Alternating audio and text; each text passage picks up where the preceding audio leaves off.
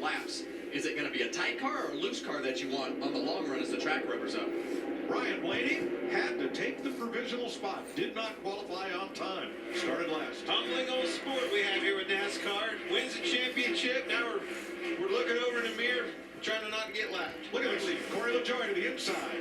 The number 10 now being driven by Noah Gragson side by side. And Gregson's going to get the worst of that as Briscoe moves through. And here comes Keselowski as well. And that's the worst part. Once you get moved up, especially when you're holding that line up, like I said at the top of the show. There you go, Clint. Now he's going to lose 5, 6, 7. Where's he finally going to get in? Saw that left front tire on the 14 car lock up and go right into the side of Corey LaJoie's door. But now Corey's out of the groove, and here they come. A little bit of a change in the rules here, change the gearing. Most of these cars, for the most part, are downshifting. That's an aid, right? Helps you slow down. That's why you're seeing a lot more wheel lockups this year versus the other two. And as these guys race and things start to beat and bang, and you see the left front tire, very common lockup here. But as these guys are racing, this is the back, I don't know, 7, 8 cars at the back of the field. But the guy that's right behind them is Denny Hamlin. And I think that's why you're seeing them be so aggressive. That's exactly why you see him aggressive. There's the race leader, Denny Hamlin. About a third of a straightaway behind this group that has now gone single file of 7 cars trying to get away from him. 25 laps in. Boy, that happens fast. I'll tell you what, My goodness. minor P's and Q's right now. See Chastain, he ain't willing to ride. He's going to try to get him on the outside. You don't see that very often. But you got to make it happen quick, because if you get hung up there, you're going to wind up losing some spots. Jamie? Our race leader, Denny Hamlin, right now. I talked to his crew chief, Chris Gabehart, earlier, and he said, last year we came here, we felt like we had a car that could win the race. But you know what? That's not good enough. We brought a different setup here, and they are lights out. They've been so happy all day long, and right now they're telling him, adjust your brake bias. Kevin, Clint, what exactly are they telling him to do? Well, you got to adjust that brake bias. We see left front lock up. What we're going to do, we're going to put some rear brake in it, try to take some of that pressure off the front. Yeah, and you want as much rear brake as you can, as tight as the corners are here, to help that car turn on the entry to the corner while you're under brakes. So it's a balance. You have that adjustment inside the car to kind of make up for the handling deficiencies that you have. Noah Gragson is the first car to go 1 lap down. Denny Hamlin leads Ty Gibbs, Joey Logano, William Byron, and Kyle Busch 30 laps in Los Angeles.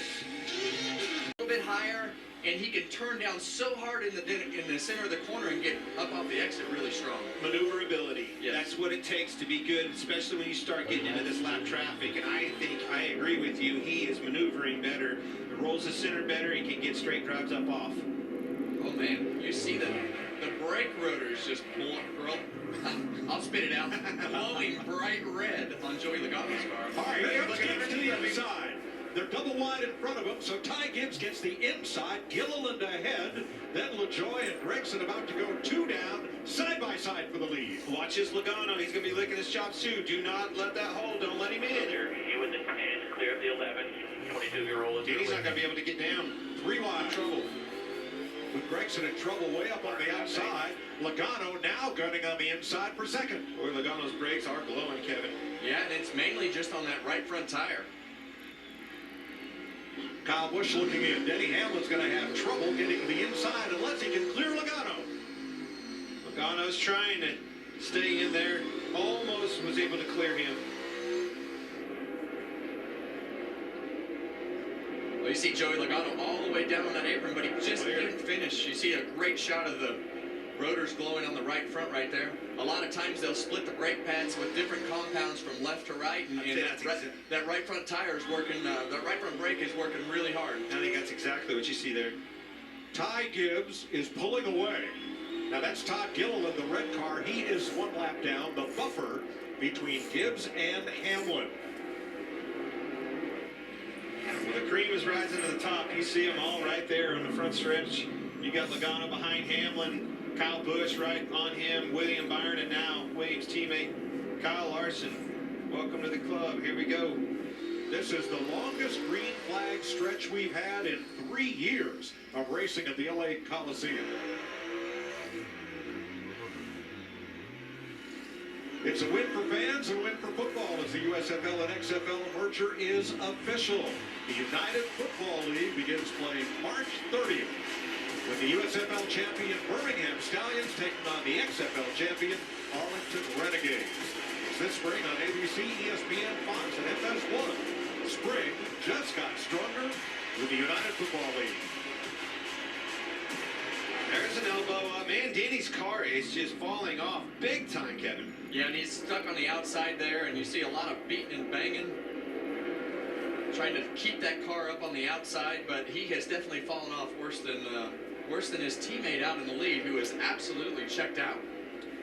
Byron to the inside of Hamlin now, and Bowman trying to follow. They are 6th and 7th. 15 laps to the halfway break, which is sorely needed by some of these cars. How about Ty Gibbs? I mean, driving off from the competition. We saw this at the end of last year.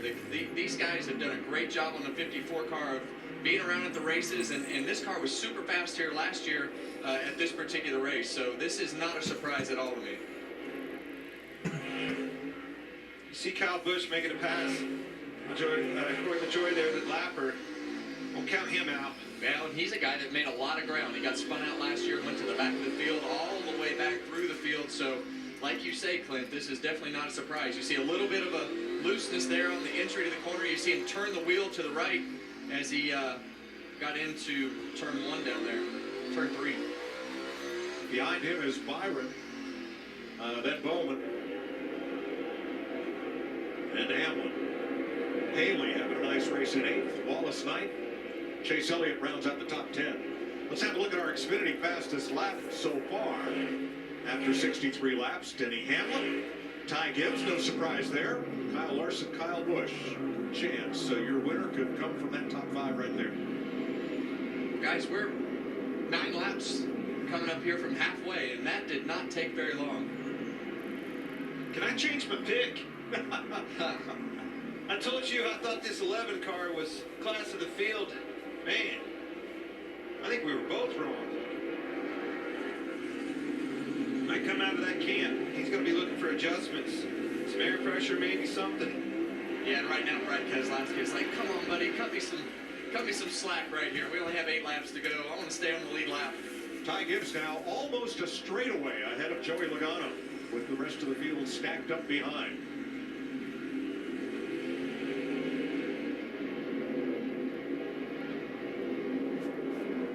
Right front, just still glowing red hot. And a lot of times we split the brake pads in the front of these cars, and you see that right front glow to try to keep it from getting loose into the corner under braking. Braking is such a huge part of what we do here at the short track at the Coliseum, and you see that right front rotor is really working hard, but these cars have big brakes on the front of them, and they can take a lot of heat, and you see no glow on the left front. There's some on Chase Elliott. Brad Keselowski tried to pinch Ty Gibbs down into turn 3, but ran him clean, and the leader went by. So Brad now 1 lap down, and caution waves. Turn 1 cars around, and that is Todd Gilliland. This is way early in the corner. There's a big mid-race break too. First caution of the race, lap 71. This break's still going. Now remember, only green flag laps count in this race. And watch the red and black car. Yeah, and the way that he made that comment on the radio, Clint, it sounds like the brakes just ran out. And a lot of times when the brakes get as hot as they are right now, the sled actually looked like fluid will start to boil up, and the next thing you yeah. know, you don't have any brake pedal. Brake pedal goes to the floor, and it's over. Something's not right there. That thing shouldn't be that hot still. Well, let's check with Larry Mack in our Toyota cutaway car. Well, we're hearing a lot about brakes. You heard Jamie Little talk about Denny Hamlin being told to adjust the brake bias. This is the brake bias knob that the driver can adjust right there. If he cranks a little more front to it, that will help tighten the car up getting in the corner under braking. If it's tight getting in the corner, he can crank some rear. Now, when he's turning that knob, it's turning this cable that's running a balance bar between the front master cylinder and the rear master cylinder. It's 2 completely different brake systems. And Clint and Kevin, trust me, they'll be wearing that brake bias out during this 150-lap race. They'll be wearing it out, but Clint, look how dark it is in there. I know that all looks good in the shop, and you see that brake bias, or was that just me and not being able to see the numbers? Boy, you just set me up. I mean, he gave me a softball there.